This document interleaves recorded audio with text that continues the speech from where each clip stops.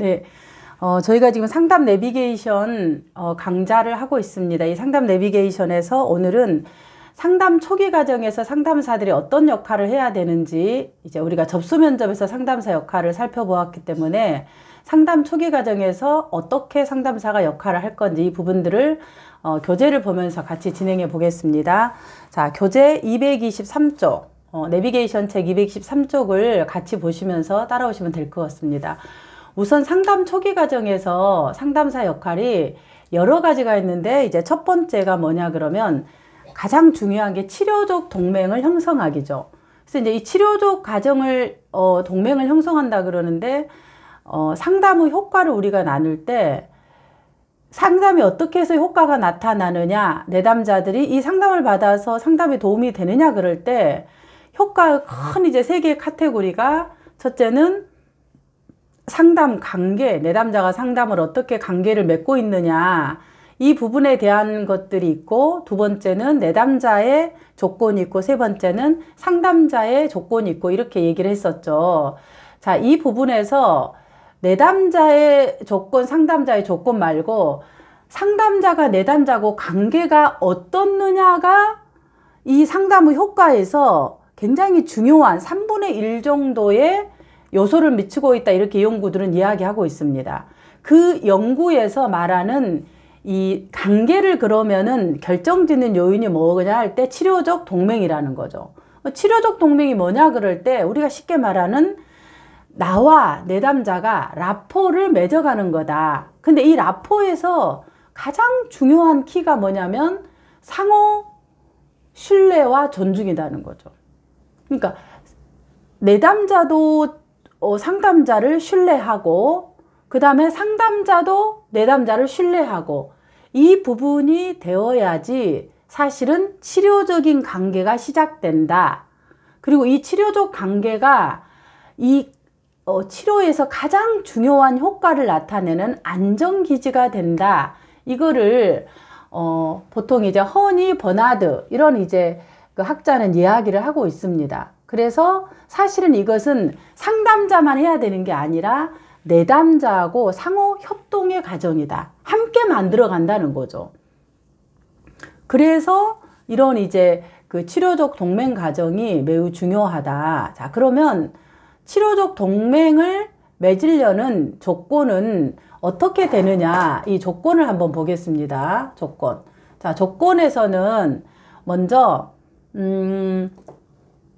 이제 여러 가지가 있고, 이 조건이 이론마다 다르지만은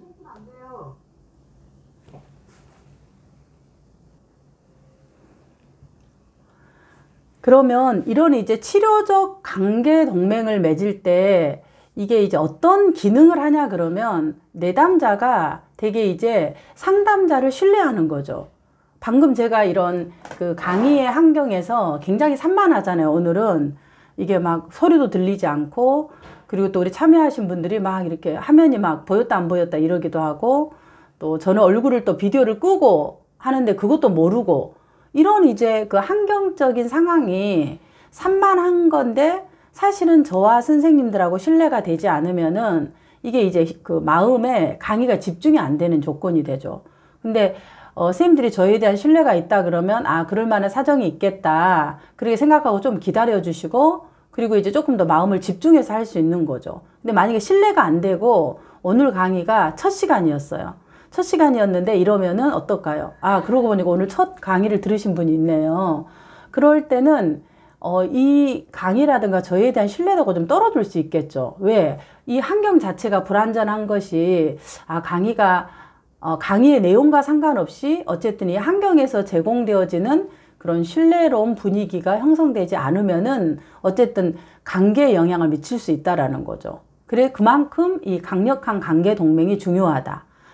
신뢰가 되어 있으면 설사 이런 분위기가 조금 부족하다 하더라도 내담자들이 조금 이해가 되어진다는 거죠. 자, 그 다음에 두 번째는 왜 우리가 이 치료 관계를 형성해야 되냐면 정서를 개방하고 작업할 수 있도록 도와주는 수단이 되는 거죠. 이게 무슨 말이냐면 개인 상담에서 내담자가 늘 다른 사람에게 맞추어주는 사람이었어요. 배려하고. 그래서 상담에 와서도 상담사를 맞추어 주고 있어요. 괜찮으세요? 이렇게 멀리 와서 어떻게 해요? 3시간씩이나 하고 상담에 온다고 하는 거예요. 자, 이 부분에서 맞추어 주고 다른 사람을 배려하고 있는 내담자는 상담자한테 물어봐요. 선생님 혹시 어디서 오세요? 제가 집이요? 저기 강원도에서 와요. 이렇게 해서, 어머, 그러면 한 몇 시간이나 걸려? 한 3시간 정도 걸리죠? 자, 이 말은 상담자는 그냥 아무 생각 없이 한 거예요. 그런데 내담자에게 이 말은 어떻게 전달될까요? 이렇게 배려하고 다른 사람에게 맞추어주는 성향의 내담자는 내가 갖고 있는 이 불편한 감정의 정서를 개방하는데 방해가 된다는 거죠. 그래서 상담자가 자기를 개방하고 내담자가 말하는 모든 부분에 대한 이야기들을 다 말하지 않아도 된다는 것이 내담자의 여건에 따라서 적절하게 개방을 해야 된다는 거예요. 근데 이제 상담자는 그런 것들을 제가 그래도 이제 우리 내담자분이 소중해서 제가 한 3시간 걸려서 저기 좀 밑에 동네에서 와요. 이러면은 이렇게 다른 사람에 맞추어주고 배려하는 내담자에게는 그게 부담이 돼요. 그러니까 상담을 지속적으로 하는 부분에 나에게 집중하기보다 멀리서 오는 상담자에게 나 앞에 다가오는, 특히 이렇게 눈이 오고 날씨가 추운 이 날씨에 오는 것은 나에게 부담이 되어서 이 강렬한 정서를 개방하고 작업을 하는 부분에서 방해가 된다는 거죠. 집중을 못해요. 그래서 이제 상담사가 최소한으로 자기를 개방해라고 하는 부분이 바로 이런 관계를 맺는데 방해된다는 거죠. 그래서 그런데 이제 많은 초심 상담사들이 이제 하는 실수 중에 하나가 내가 집이 3시간 정도 걸려서 온다. 이런 내용들. 이런 건 내담자에게 도움이 되지 않는다, 라포가. 그러면 이제 대부분 내담자들이 전화가 와요. 저 상담 그만두겠습니다. 상담사가 너무 멀리 와서 제가 상담을 받는데 좀 부담이 돼요. 그래서 좀 상담사를 교체를 해달라고 하든지, 아니면 그냥 그 말까지 하면 괜찮아요. 그런데 그만둔다고 해서 상담을 드랍을 해요. 왜?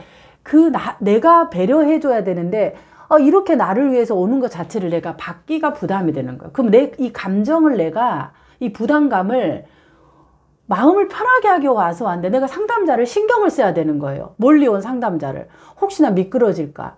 눈이 와서 어떨까? 그러기 때문에 그란에도 내 삶이 사람들에게 이리 보고 저리 보고 신경 쓰는 게 이 삶의 주제인데, 내가 상담회까지 와서 상담사를 신경을 써야 된다라는 부담감이 있기 때문에 상담을 그만두는 그런 신호를 보낼 수가 있다. 그래서 강력한 초기에 치료적 동맹을 형성하기 위해서는 이런 상담자가 정서를, 자기를 개방하는 부분에서 굉장히 센시티브하게 반응해야 된다. 그런 부분들. 왜 그러냐? 자, 배려하고 다른 사람에게 맞추어주는 내담자는 내가 이제 화가 나는 거야. 내가 이렇게 맞추어주고 언제까지 내 욕구는 뒤로 멀리하고 내가 왜 다른 사람에게 맨날 맞추어주고 있는가? 왜 내가 이렇게 하고 신경 쓰는 것이 화가 나는 거예요. 그래서 이 화를 사실은 상담의 관계 안에서 개방하고 나올 수 있도록 상담자가 안내해주는 그 장이 뭐냐 그러면 치료적 관계인 거예요. 개인 상담에서. 근데 이제 계속 내담자가 상담자를 맞추어주고 한다 그러면 그건 한번 치료적 관계의 동맹에 있어서 생각해 봐야 된다. 물음표. 이건 집단 상담에서도 동일해요. 집단 상담에서도 계속 이제 그 맞추어주는 역할을 하고 있다 그러면은 그거는 이 라포가 형성되었나 이렇게 조금 한번 생각해 봐야 되는 거죠. 특히 이제 그 수련생이 슈퍼바이저하고 같은 집단을 하고 있는 경우에 그건 이제 관계인데 집단 상담에서 들어가면 또 다른 관계가 연속이 되는 거죠. 그럼 이제 이 슈퍼바이지의 입장에서는 슈퍼바이저가 집단 지도자일 때 이런 말을 자기의 속에 이런 얘기를 하는 것이 아주 눈치가 보이는 거예요. 그러니까 맞추어주는 역할을 할 수 있어요. 그러다 보면 집단의 역동이 일어나기보다 그냥 피상적인 관계에 감정을 개방하는 경우가 있다. 그래서 이제 보통 대학원 수업에서 집단 상담을 하는 경우는 그냥 이제 피상적인 아주 그 나이스한 정도의 이야기의 공감들을 하고 있다. 그 말이죠. 그러나 이제 그런 부분들이 내가 이런 얘기를 해도 저 집단 지도자가 나에 대한 2차 공격을 할 사람이 아니다. 이런 신뢰가 있으면은 자기의 정서를 개방할 수 있다라는 거죠. 아, 제가 이 굉장히 불편합니다. 그리고 제가 이러이러한 상황에 대해서 제가 굉장히 이걸 믿을 수가 없겠습니다. 이런 부분의 이야기들을 집단 상담에서 이야기를 할 수 있는 거예요. 개인 상담에서도 마찬가지고. 그거는 상대가 이 상담자에 대한 신뢰가 있을 때 그 가능하게 얘기할 수 있는 거예요. 신뢰가 없는 경우에는 그 얘기를 언감생신 하지도 못해요. 그러니까 그런 말을 할 때는 상담자나 리더는 기뻐해야 돼요. 아, 이 사람이 나에 대한 신뢰가 있구나. 그러니까 저 정도 얘기를 할 수 있구나 하고 오히려 기뻐해야 돼요. 근데 그걸 가지고 상담자나 리더가 삐져서 두고 보자. 괘씸한 것. 만약에 이제 이렇게 마음을 먹고 있다 그러면 그거는 누가 그래요? 애기들이 하는 거야. 애기들이 하는 특징은 뭔가요? 우쭈쭈쭈쭈쭈쭈쭈 아이고 잘하네. 이것만 받기를 원해요. 근데 이제 뭔 얘기를 할 때 그 말을 못 받으면은 아, 내가 아직 애기 수준이구나, 삐지고 있구나 이렇게 이제 알아야 된다는 거죠. 그래서 내담자가 이 강렬한 정서가 전이 관계가 일어나요. 상담자한테. 내가 나 편인 줄 알았는데 그 다음 오는 내담자를 볼 때 상담을 좀 늦게 왔는데 바로 끝나고 또 상담을 해. 세상에 뭐야, 나만 완전 내 말만 공감하는 좀 뒤에 오는 내담자한테 어서 오세요. 자기는 인사도 안 하고 그 다음 내담자한테 촐랑촐랑 가서 하고 있는 거 봐봐. 그래서 내담자가 삐지는 거예요. 그럼 그 다음 회기에 뭘 해야 돼요? 이 내담자가 뭐 상담을 안 온다든지 늦게 온다든지 글쎄요 뭐 이러면서 약간 이제 다른 태도로 보여요. 이거 삐졌다는 거죠. 그럼 그걸 다뤄야 돼. 근데 이게 이 치료적 동맹이 형성되어야 내담자가 하는 거예요. 근데 그런 것들이 나오지 않는다면 이 치료적 동맹에 있어서 아직 내담자가 내 눈치를 보고 있다. 이런 신호일 수 있다. 이런 이제 중요한 관계가 있다. 자, 세 번째는 내담자에게 이제 건강한 대인관계를 경험하도록 한다. 무슨 말이냐면 맞추어주고 계속해서 맞추어주고 내 욕구를 말하지 않는 내담자였어. 그래서 늘 권위자에게 맞추어준 사람이었어. 그런데 이제 용기를 내서 이 상담자에게 얘기를 한 거야. 사실은요, 제가 이러이러한 게 불편합니다. 그리고 제가 이러이러한 부분에서 뭐 합니다 하고 이제 상담자에게 용기 내서 얘기를 했어요. 처음으로. 근데 상담자가 이 내담자가 배려하는 내담자, 맞춰주는 내담자면 그동안 다 사람들이 삐지고 권위자들이 혼을 내고 이런 버르장머리 없다든지 그럼 그만둬. 하기 싫으면 그냥 그만둬. 이렇게 얘기를 하는 사람이어서 두려웠는데 내가 얘기한 상담자는 그런 얘기할 때 어때요? 아, 그럴 수 있겠다. 그리고 그런 생각 들 수 있다. 그런 감정 충분히 들 수 있다고 수용되어지는 경험을 할 때 이 맞추어주는 내담자, 두려움에 있는 내담자가 지금 말한 건강한 대인관계를 경험하게 되는 거예요. 이 치료적 동맹의 형성 안에서. 그러니까 사실은 초기에 이 치료적 동맹의 형성은 이렇게 굉장히 중요한 기능을 해요. 그래서 대인관계 어려움이 있는 사람은 상담자와 맺어지는 이 관계의 패턴의 경험을 1차적으로 하고 나야 그 다음에 새로운 관계 경험으로 나아갈 수 있다. 이렇게 얘기할 수 있겠습니다. 자, 치료적 동맹 관계 유지하기는 뭐냐면은 이제 그럼 이 관계를 맺었는데 이게 유지가 안 될 수가 있어요. 항상 유지가 되는 게 아니라. 그럼 뭐냐면은 초기 만나. 그러니까 첫 시간에 내담자를 어떻게 이제 맞이하느냐에 따라서 이 동맹을 유지하냐 안 하느냐. 초기 만남을 편안하게 하기. 그 다음에 두 번째, 접수 면접이나 초기에도 상담사는 내담자를 편안히 대해야 돼. 편하다는 건 뭐냐면 내담자가 불편한 소리를 상담자에게 하는 것이 편안하다는 증거예요. 자기 내면의 힘든 이야기를 할 뿐만 아니라 상담자에게도 불편한 얘기를 할 수 있을 때 이게 편안한 관계예요. 자, 이걸 어떻게 생각하냐면 아주 쉽게 생각할 때, 자, 우리가 이런 그 불편한 것을 누구에게 얘기하나요? 가장 편안한 사람한테요. 그게 누구죠? 거의 90% 이상이 가족이에요. 그러니까 바깥에서는 무거운 이런 역할의 옷을 입고 살다가 집에 가면 이 역할의 옷을 벗어버리니까 맨몸 동아리 아니면 반츠나 런닝 입고 얘기를 하는 거예요. 불편하다고. 이게 그런 부분들이 상담에서 이 무거운 역할의 옷을 내려놓고 상담사에게 얘기하는 게 필요하다.